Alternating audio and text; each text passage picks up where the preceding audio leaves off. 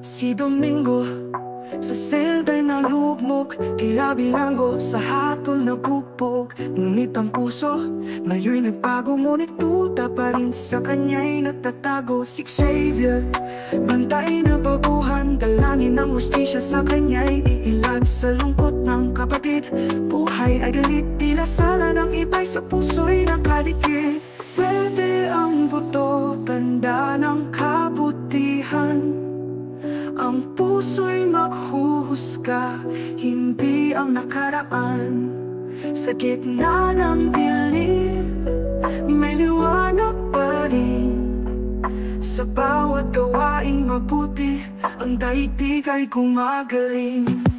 Kay Domingo, ang bigat ng paratang, ngunit ang tingin niya laging may pag-asa sa kanyang dangal. Gawaing maliit, abot sa malayo, sa kabila ng tusa, gumagawa ng tama't totoo. Si Xavier naman, ang puso'y nag-aarap, hustisya ang layon, ngunit takot ang alamat sa ating buhay. Paghatol ay mahirap, paano mo susukatin ang kabutihan sa pangarap?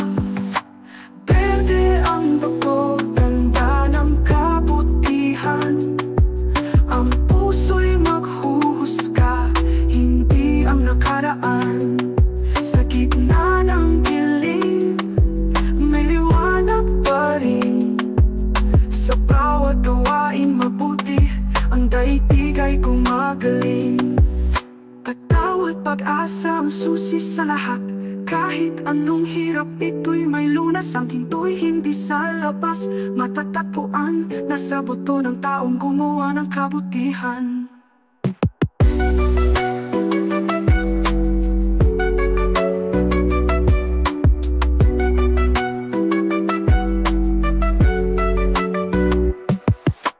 Berde ang buto, tanda ng kabutihan.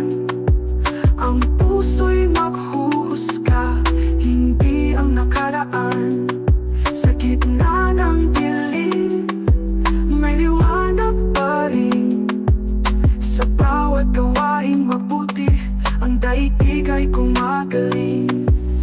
Domingo at Xavier sa hustisya nagtakbo, sa likod ng galit may pag-asang totoo. Ang aral ng kwento sa ating buhay ay totoo, na ang kabutihan sa puso't buto'y sumisibol ng husto.